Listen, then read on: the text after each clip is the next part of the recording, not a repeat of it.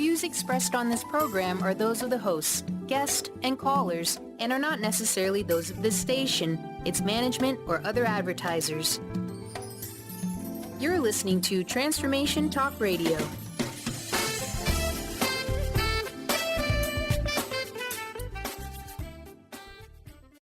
You are listening to Golden Otter Divinations, where the metaphysical meets the mainstream with Autumn Seibel. Tune in 9 a.m. Pacific the first Friday of every month as Autumn helps you manifest your dreams by connecting to loved ones in spirit, empowering you to find both physical and spiritual healing. Are you ready to transform your life and connect to divine guidance through practical strategies? Golden Otter Divinations is the place to find engaging interviews with medical experts, practicing mediums, intuitives, healers, and many more. Now, here's your host, Autumn Seibel.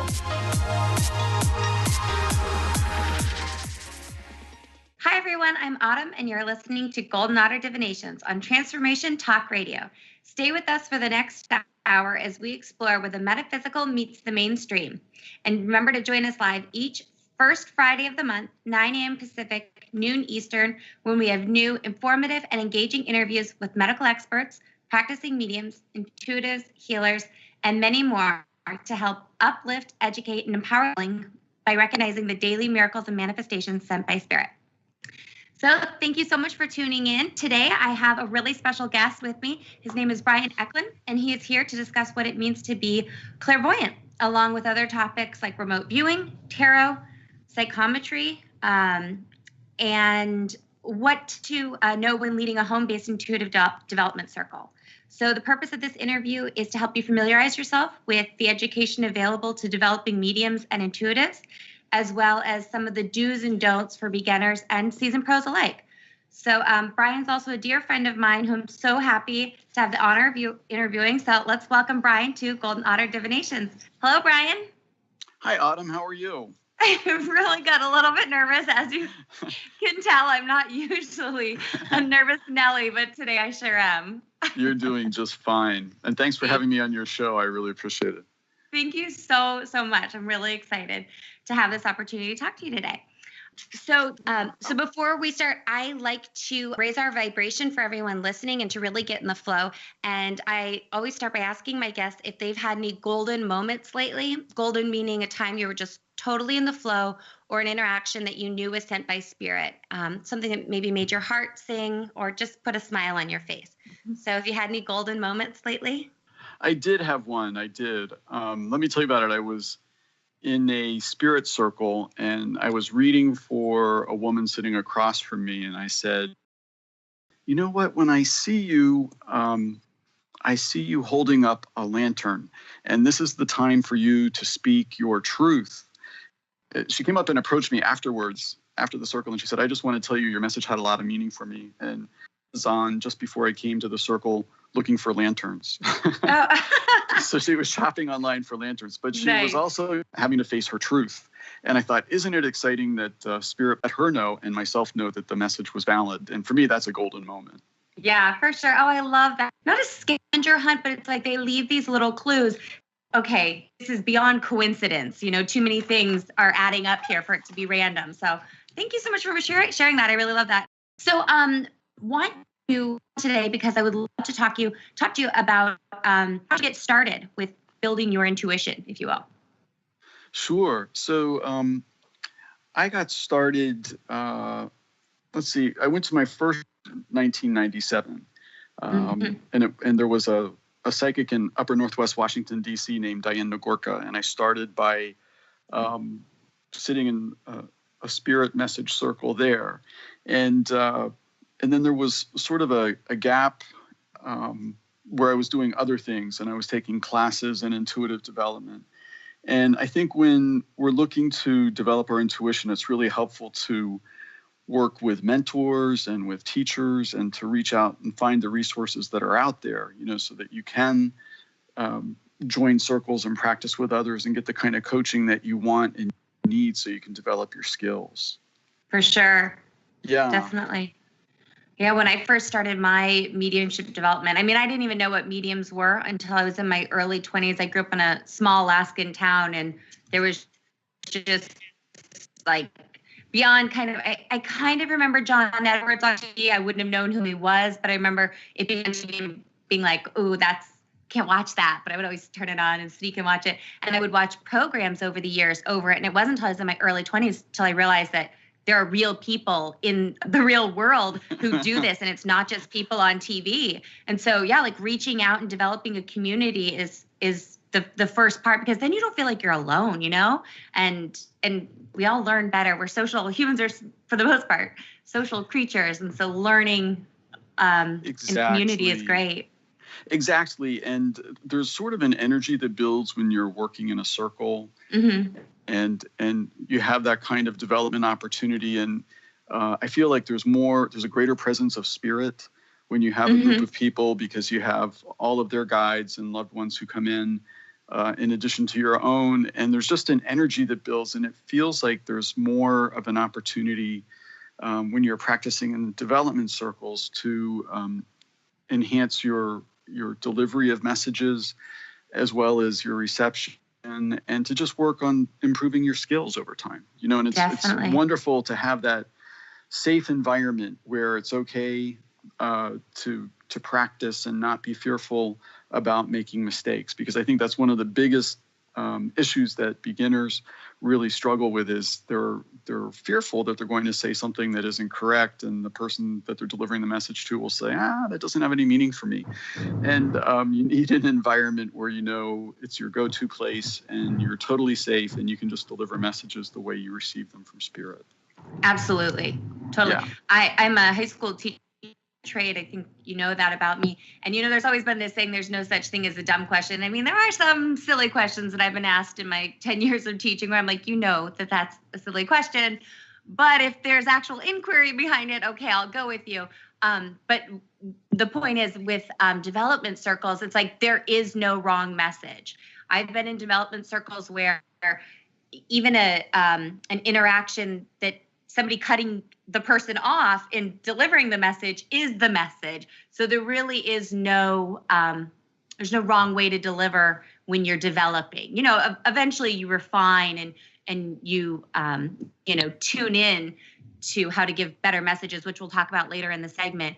But when you're first getting started, you're right. It's just this safe space to kind of spread your wings a little bit and find out how you work, right? Because everybody works a little bit different. And I wanted to talk to you about that. When you first got started, you know, I know when you lead a home circle, you always start with a prayer and then a meditation. Would you mind talking about that for a second, and just kind of the importance of what that prayer does, and why, you know, a few minutes for meditation it's needed? Yes, absolutely. So when you start your spirit circle, your message circle, it's really important to set intention with the group and then with the guides and loved ones who are there in spirit, that you're going to have a good session. And the importance of the prayer is to get everyone in the group linked up so that they understand the seriousness of the moment, that guides and loved ones are waiting in the wings. They're all around, even though we can't see them. But also it's a prayer of protection to say that we're asking for only the highest and best messages and spirits to come through during the session, and that all others must stay away. So whatever kind of visualization techniques we want to use, if we see angels' wings surrounding the circle or golden light surrounding the circle, those are really important, because it gives the circle members a visualization that they can embrace so that they'll feel safe and know that they're safe as well. And then we do a meditation, and that might go from anywhere from 5 to 15 minutes. And that helps circle members to relax. And it also raises their vibration, and that makes it easier for spirit to work through them, so that they can blend with spirit. And then it's far easier for them to access messages and to send and receive messages with other circle members. So that's really key. And just staying grounded while they're in the circle. I always look forward. Oops, sorry. No, go ahead.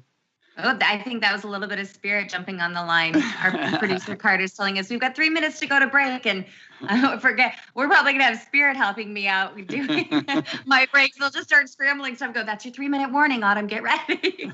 But no, yeah. So thank you for that information. I always look forward to when you lead meditations and then the invoking prayer, and then also you also do a closing prayer at the end. We'll get to that at the end. Yes.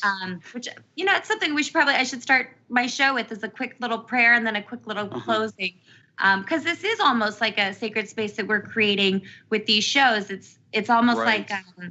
like a moment in time that you're encapsulating for that special connection. There you go. And I was going to say, another thing that we do during the meditation is we visualize a golden light moving up through our bodies. So we start with our feet, and then we move up through the legs and the torso, the chest, the arms, the head. And we say it's a healing golden light, and this helps people to relax their muscles. And then we open all the chakras. So we visualize opening all the 7 chakras from the base all the way up to the crown chakra. And doing this also helps enhance our ability to communicate with spirit.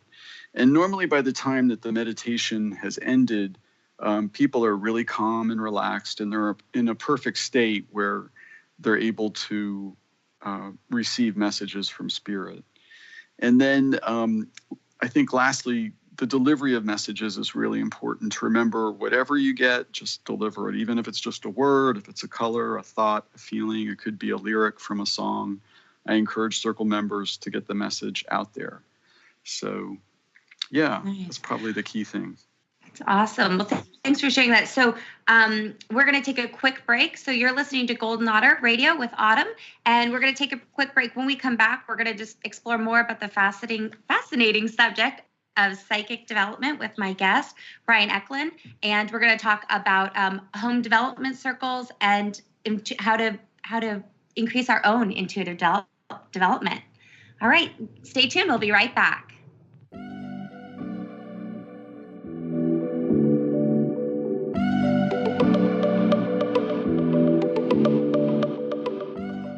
We're back on Golden Otter Radio with me, Autumn, and my guest today is Brian Ekeland, who's talking to us about psychic development. But before we continue, I want to make sure that everyone knows how to contact Brian. So could you give us your contact info one more time, Brian? Actually, I don't think I've asked you for it yet. Could you give it to us? Sure. So my email address is ekelandbrian@gmail.com, and my website is located at www.brianekeland.com. Okay, and I will have links to that off of my website. So if you're listening to this on goldenotter.us, there will be links to brianekeland.com. And then if you need his email, it is ekelandbrian@gmail.com. That's EKELANDBRIAN@gmail.com. You can tell I'm a teacher by trade. Those old habits die hard. Do I have my second round of listeners? I'm my third round. Okay, got this. Double check for meaning, double check for context. Anyways, okay, so we're back talking about psychic development. And something I wanted to ask you about, Brian, is the different divination tools that people use to communicate with spirit. So things like ESP cards, tarot, remote viewing, and then psychokinesis. I know that's a lot, and for many of our listeners, this could be the first time they're hearing these words or the millionth time that they're hearing the term. So if you could just take us through some of those really quickly, how somebody new to mediumship development might use those. Yeah, so ESP cards are great for practicing by yourself or with a partner as well. And they have a series of symbols, and there's about 5 different symbols that are on the cards, like a circle or a square or triangle. And there's a whole deck of the cards. And so what you want to do is lay them face down, and then you try and guess or intuit what shape is on each of the cards. And those are really handy for when you're by yourself and you want to keep your skills up and you can just go through the cards. So those are a real helpful learning tool. And then with tarot, I was introduced to tarot, I guess, back in 2011 when 2 circle members brought cards to my home and they did a reading for me that was amazingly accurate. And I sort of became hooked and started taking tarot classes. And tarot is wonderful for divination, meaning that if we're looking for answers about a future event, tarot can really spell it out very clearly regarding not only what's happened in a person's past, past events that have happened in their life, but also what's happening in the present. And then you can usually give them a flight path for the next 3 to 6 months about what's coming up in their life. And just by learning to read the cards and using your intuition, you're able to provide a form of divination with tarot.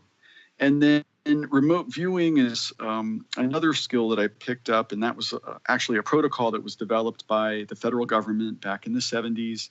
And the government used it for intelligence work with the Department of Defense.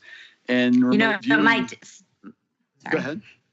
I was just going to say my dad was actually part of some of those programs. So it's a fun little tidbit for any listeners, active duty Air Force officer. So talk about that at another time, but I don't know if I've ever shared that with you. So sometimes people go, oh, it's all a big government conspiracy. It's like, you'd be surprised. The truth is much stranger than fiction, folks. So the apple doesn't fall far from the tree. That's great. It does not. It does not. I get it from both sides. So there you go. Yeah. So sorry to interrupt. And psychokinesis? No. So with remote viewing, we learned how to view targets using clairvoyance. And this is really a technique that almost anybody can learn with a little bit of practice. And it was certainly effective for the remote viewers who are working for the government, where they're given, with coordinate remote viewing, they're given just a series of numbers, and then they're asked to use their clairvoyance to view a target or a person or an object at a distance. And that's a really handy technique as well. And we discover over time that when we're sitting with clients and reading for them, that we're using blended skills. We're using a variety of techniques to provide the client with feedback and with messages. And sometimes it's remote viewing that we're tapping into, where we're viewing a situation or we're viewing an event in the client's life. And then I was going to mention, go ahead. Go ahead. I was just going to give you a little plug for your remote viewing. Just a short little snippet. I'm wearing my otter earrings today, but I have a pair of beautiful diamond earrings that are still around today because you helped me locate them. They were literally vacuumed up in the trash, about to be taken to the curb. And after a week of searching and checking with my own guides and my own intuition, I knew they were in my house. I knew they were hooked together, but I did not know where they were. And I scoured every inch of my house finally in desperation, because I hate to, bum free readings from friends and fellow mediums. But when desperate times call for desperate measures. And so I reached out to you and I said, hey, do you any idea where these earrings are? And we found them that night, I believe. We found them before they went out to the trash. So I have my diamond earrings that I will be able to give to my daughter someday because of your amazing skills. And we'll put the story up somewhere so people can read the details of it. But even mediums sometimes need a little bit of help. So thank you for that. You're welcome. You're welcome.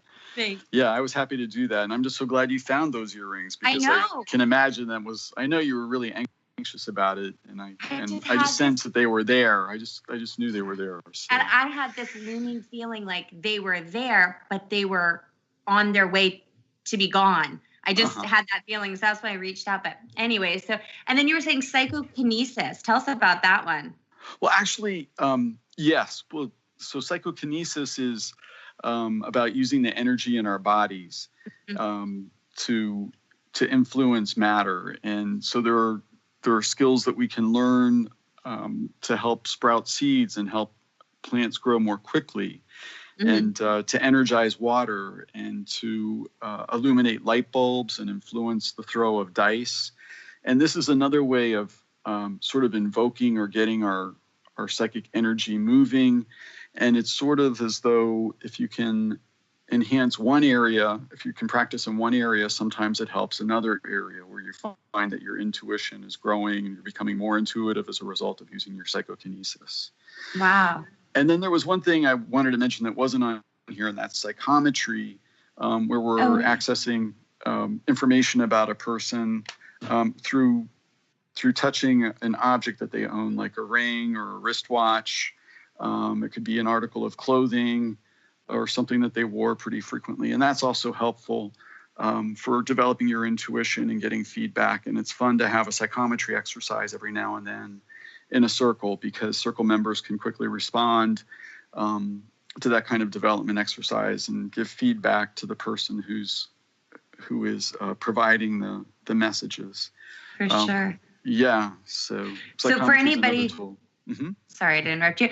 So for anybody who, so when I was growing up, like I mentioned, the only access to mediumship and information to spiritual development that I had really came from the TV, because it was where I lived was quite isolated. So shows like The Medium, Ghost Whisperer, those were fictionalized portrayals. But now we have reality TV. You've got Long Island Medium and Tyler Henry on the E! Network, and what's she on, TLC? And they tend to use psychometry quite a bit. He'll hold on to an object and then kind of dial in. So if anybody's wondering what that is called psychometry. That's the skill that these mediums are using. Yeah. Right. Very cool. Thank you so much for that information. And then, so I wanted to talk about your school, your education. So growing up, I always wanted to go to Hogwarts. I don't know if you read Harry Potter. I know. Who wouldn't want to go to Hogwarts? I know, right? That's Golden Otter is a bit of an to J.K. Rowling. Hopefully someday she'll listen to the episode. Like, oh, good. She influenced a generation, but she could see the special mark she made on my life, because I think a lot of us just wished there was a Hogwarts. And it turns out there kind of is, right? I mean, there are places where people who have sensitivities can go and, I call them superpowers, use your special skills that maybe society at large doesn't fully acknowledge, which I do believe is changing. And I see it in the school systems. I really see more heart-centered education coming to the forefront. So could you talk a little bit about that, your education? Yeah, absolutely. So I think I mentioned previously I sat in my first circle in 1997, and there was a psychic in Northwest Washington, and I sat for almost a year in an intuitive development message circle, giving messages there, learning to send and receive messages. And then and that was very helpful because that gave me a lot of the basics. I guess later in the 90s, I saw a program on TV about remote viewing that caught my eye.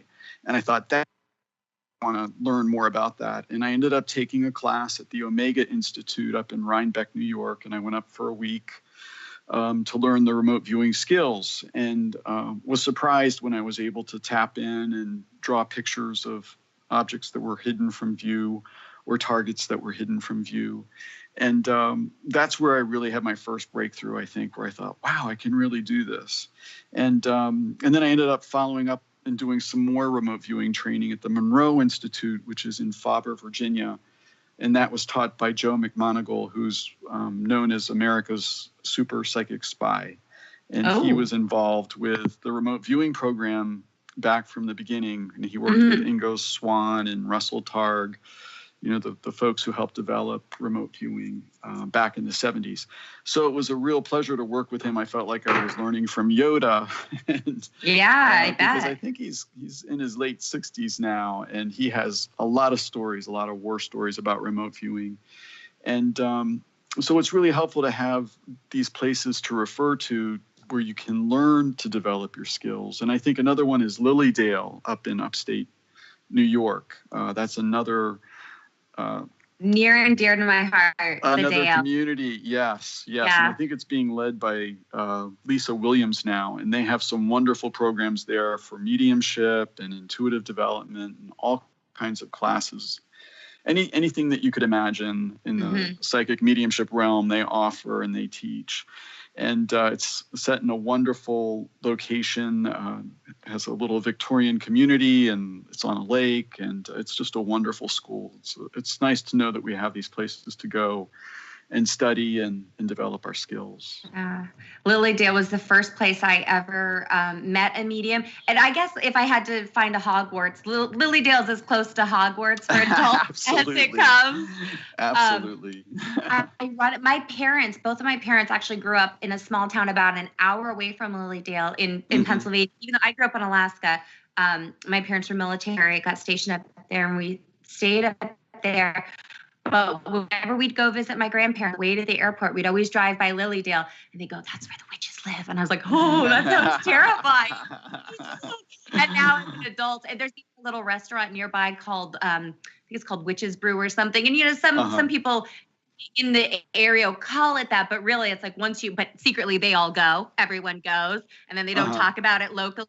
Even to, you know, it's kind of a little hush thing. But people from all over the world come to Lilydale, whereas the local community, it's kind of this little hidden secret. But yeah, when I was in my early 20s, to Lilydale and had my first reading with a woman named Kitty Osborne, who no longer practices. And I immediately was like, I'm home. I have found my tribe. I have found other living, breathing human beings who speak the language that my soul has been trying to speak for 20-something years. And it was just such a profound moment. I knew everything in my life had changed as far as my spiritual development and just what was possible for me. And you know, people don't have to go to Lilydale to have that moment. They can tune into this radio program and hear that there are many, many people out there developing their own spiritual gifts, because I think you would agree with this, that we're all born with these innate skills. Yes. Yeah. So it's not just so. It's not just a select few. It's not just if it's, you know, in your family history. Everyone is born with these skills that we, or senses, extra senses that we either dull or develop, really. I mean, you can either tune them out or turn them down with, you know, drugs, alcohol, food, TV, you know, noise, or you can kind of tune into it. And it sounds like that's what you've been doing with all the schooling that you've been doing, all the education. And then I'm sure you probably read books on the subject. Oh, absolutely. Reading is a big part of my self-education, and I try to read as much literature about intuitive development as possible. I find it to be really helpful, as well as inspirational literature, because I think it helps keep me in the right frame of mind, and that's really helpful for being a medium and being a psychic. So if our listeners aren't in a place where they can, you know, go to their own Lilydale or find a spiritual community near them to be a part of, how would you recommend they look for literature? So I think they can look online. You know, they can do a search, certainly, for information about developing your ESP or how to become a medium or a psychic. There are a number of good books out now about developing your mediumship. One is called So You Want to Be a Medium, and I think there's another one just called Medium. And it's amazing what's available to the layperson now. So I recommend an internet search.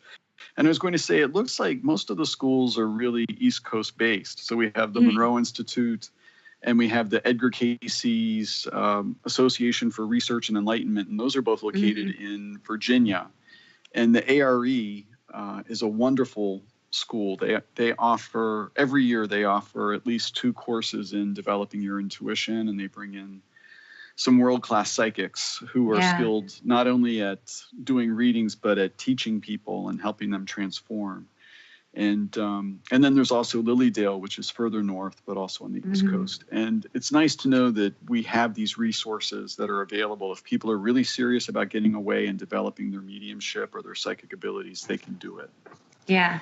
So Lilydale's about an hour south of Buffalo for anybody listening. There's also some really good online programs. So James Van Praagh is somebody that I was introduced to. I used to watch the show The Medium, Patricia Arquette, and that was a fictional show, but it was based on the medium Alison Dubois. And so I got really interested in knowing everything there was to know about her and kind of development. And then through her, I think I found James Van Praagh, and he did The Ghost Whisperer, which is, again, a fictionalized portrayal of mediumship development. And I only reference those shows because yes, it is fiction, it's TV, but it gives you an entree into this world, especially for some, if you just don't know.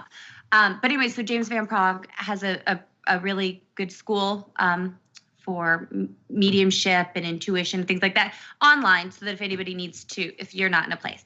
So moving on with that, thank you so much for all that information.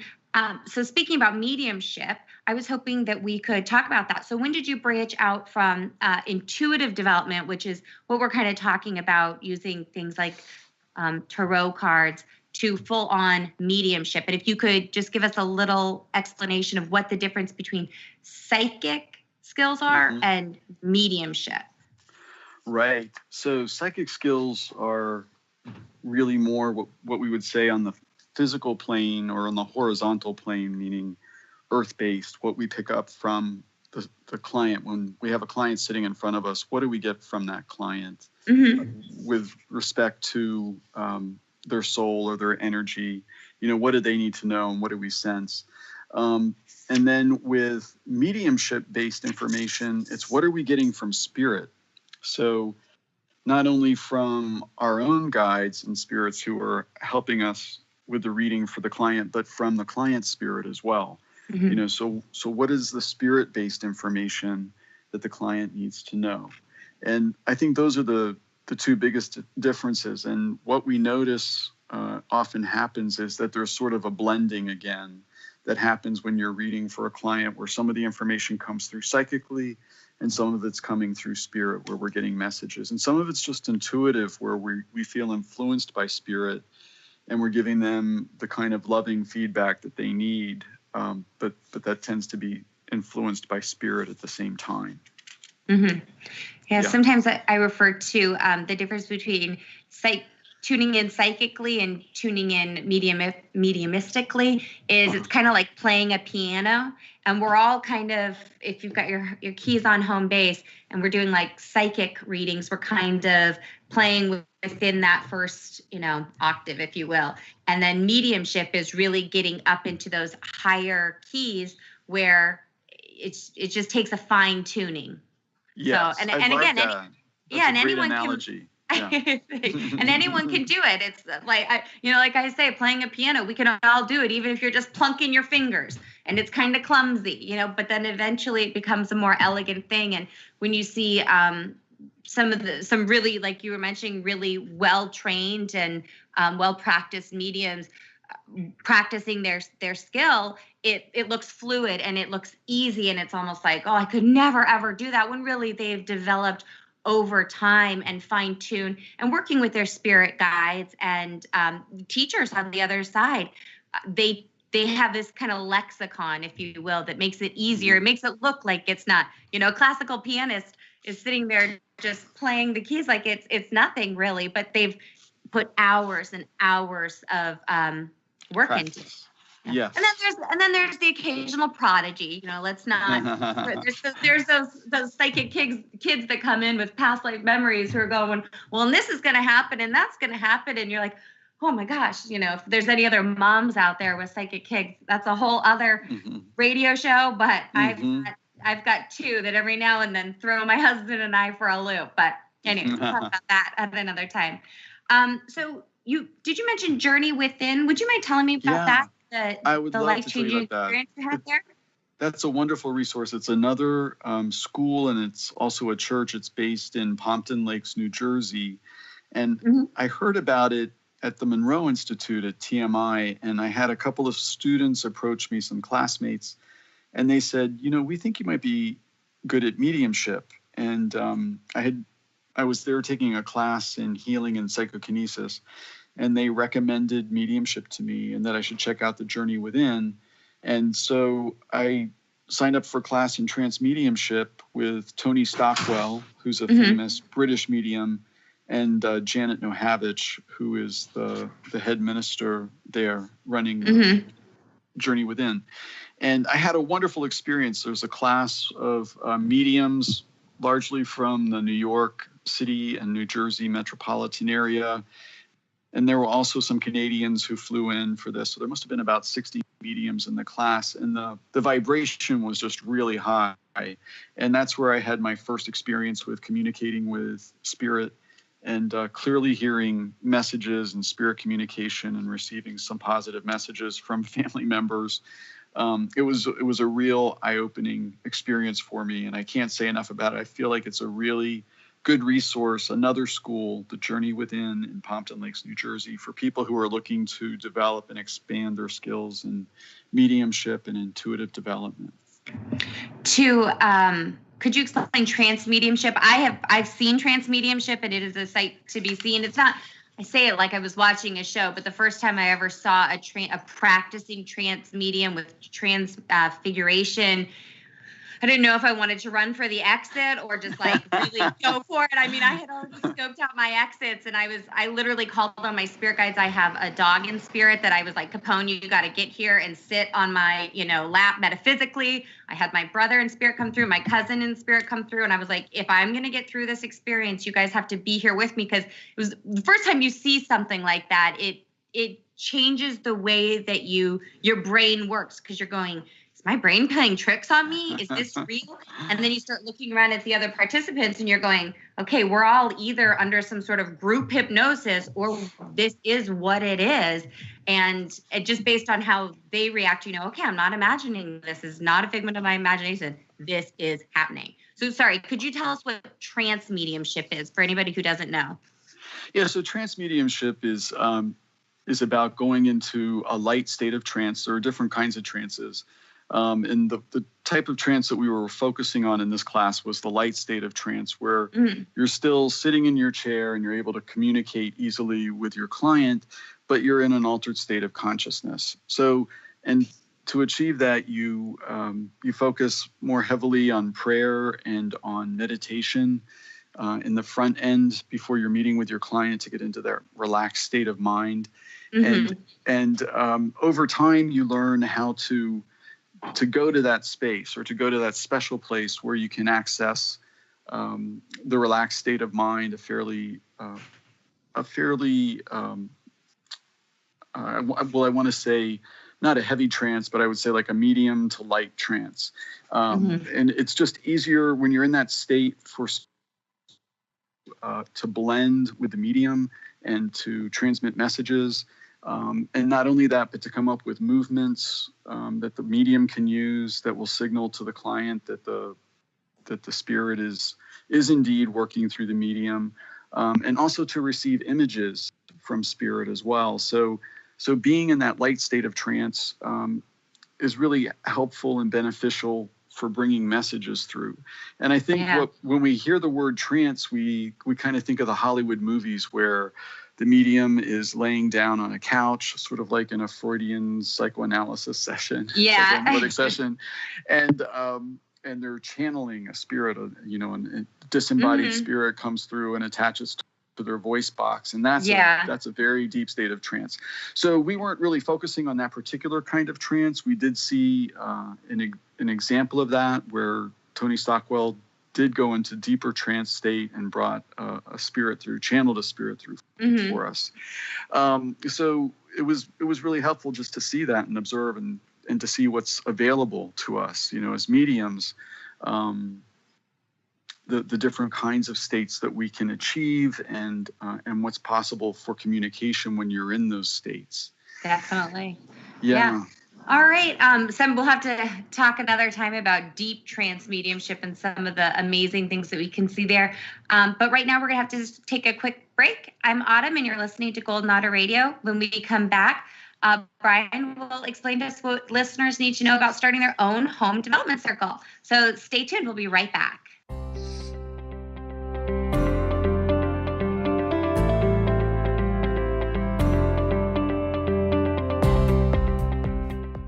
We're back on Golden Otter Radio with me, Autumn, and I have my guest, Brian Ekeland, here talking about home development circles, how they work, benefits for participants.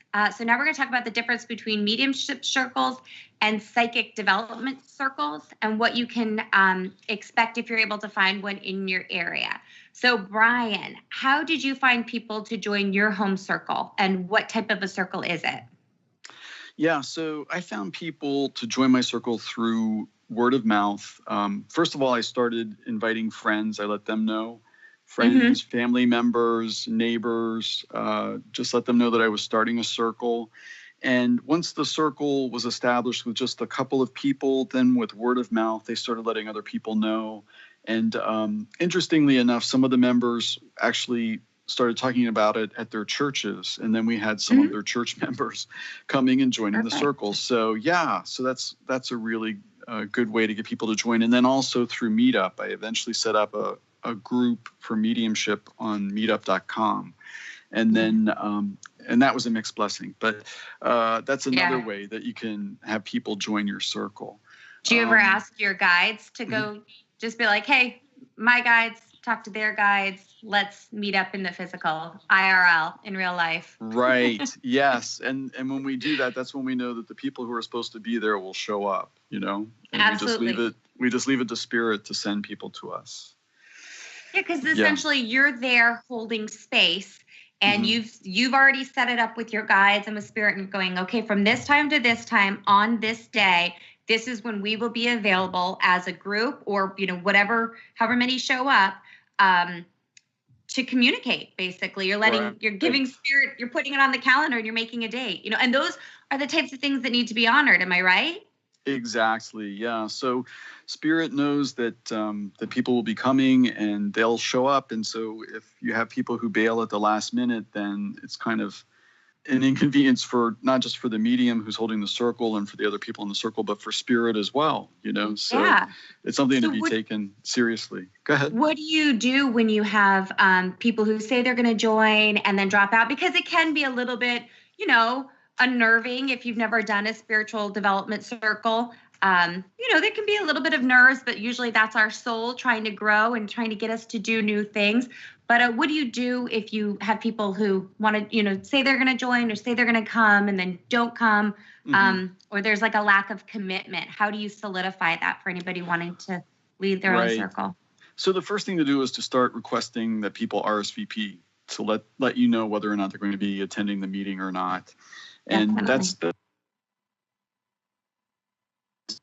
to have a number of people in the circle. It's usually a minimum of 3 or 4 people if you're going to do a message circle of any kind, and preferably more. And if you don't have that number, the circle just won't flow. So request RSVPs. And then if you don't reach that number of 3 to 4 people at a minimum, then you cancel the meeting and you send out a notice. So people know you're running the meeting in a business-like way, or running the circle in a business-like fashion. And then lastly, you can always charge a fee, if you want to do that. And normally once people are paying a fee to attend the circle, then they're more invested and they're more likely to show up on a regular basis. Yeah. And people can base that off of, whatever is best for them personally, or whatever kind of the going rate in their community would be. Yeah. I would start with a low fee, because this really is for spiritual purposes. So definitely, I wouldn't want to do a very high fee, but just something so that people will have skin in the game and they'll show up, because they'll think, well, I paid my $10 to go to this meeting, I'm going to go, Exactly. Well, and it's respectful to you as the host, because you really are creating that space and holding that time for all of us to come and to grow with you, or to whoever the leader is. Right, exactly. And I think there needs to be that kind of exchange anyway, on some level or another, whether it's financial or, it's an investment of time. So, and people just need to be respectful of that. Absolutely. Then before we keep going on these home development circles, do you have any events coming up, or anything where anybody, so you're in the Arlington, Virginia area. Yes. I'm sorry, no, you're in Alexandria. I grew up in Alaska, so Arlington, Alexandria, potato, it's right next to each other. People are like, no, 2 different cities, Autumn. I'm like, it's within 3 hours of each other, you guys, come on. No. Well, do you have anything coming up where people in the area can catch you? I have a remote viewing class that I'm going to be teaching at Arlington Metaphysical Chapel on August 11th. It's a Saturday, and I'll be teaching the introduction to remote viewing, and there'll be plenty of opportunities to practice and to learn how to do remote viewing. So we'd love to have people sign up. They can find more info on your website, Brian? Yes. Okay. So they and can go to my website. BrianEkeland.com. Yes. Perfect. Okay. Yeah. And then, so let's get going back on tips for delivering messages during home development circles. So what do you wish you'd known about home development circles before you started one? Well, there's a demand for development circles. I've had circle members drive in. I live in Virginia, drive in from northern Maryland, which is the state just above Virginia. We've had people drive in from Pennsylvania, and then also from southern Virginia, who've driven as much as 3 hours just to sit in a development circle. And so I think it's helpful for people to know that there's a demand for circles. So, go ahead and start your own circle. It's helpful to just let people know where you are in your development. You don't have to be a professional psychic or medium. You don't have to be licensed. You can charge your circle members for your time, or you can make it free. The circle attendance.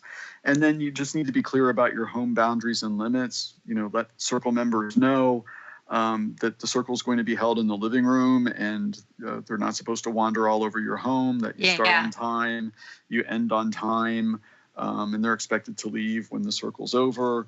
And there should also be boundaries for attendance to let them know that they're expected to show up for a certain number of circle meetings. Because if there's a waiting list, you might have to drop them if they're not showing up. So you have to kind of be. And then as far as general, that's true. And then as far as general safety, I mean, it's kind of like a Craigslist exchange in the sense that you want to, let other people know where you're going, have accountability, vet people. You can trust spirit and feel safe with what you're doing, but at the same time, be smart, use practical sense. Don't go, to strange places. If you don't, you and I had sat in a development circle in a church, which was a public space, for over a year before I joined a home circle in your home. And that's because I felt comfortable before I go. I let my husband know, put it in your calendar. I mean, be smart, use general sense when going to a home circle, but also if you feel called and like that's where you're supposed to be, then that's where you're supposed to be. And then really quick before we go, what's the difference between an open and a closed circle, really quickly? Yeah, so an open circle means anybody can join. Anyone can attend the circle, regardless of their level of training or their psychic experience. And a closed circle means that it's limited to just those people who are invited. And you're looking for people with a certain skill level so that everyone's on the same level playing field when they're delivering messages to one another. And that helps kind of facilitate the growth of the circle at large when you have a closed circle, because you kind of see the energy and the messages accelerate, the quality of messages accelerate over time. Awesome. Well, thank you so much. So that's all the time we have. Unfortunately, I'll have to have you on another time because there is so much more that we can dive into. And I want to thank you all for listening. Be sure to follow Golden Otter Divinations on Instagram, where you can check in and let me know about your golden moment so I can cheer you on. Also, if you'd like to contact me, you can go to my website. It's goldenotter.us. That's golden, like the precious metal, and otter, like the precious animal. And please take a moment to sign up for my bi-weekly email and get up-to-date info on all things Golden Otter. So I want to thank my guest, Brian Ekeland, for sharing such amazing information. And I want to thank you all for tuning into Golden Otter Radio. Again, you can find him at brianekeland.com.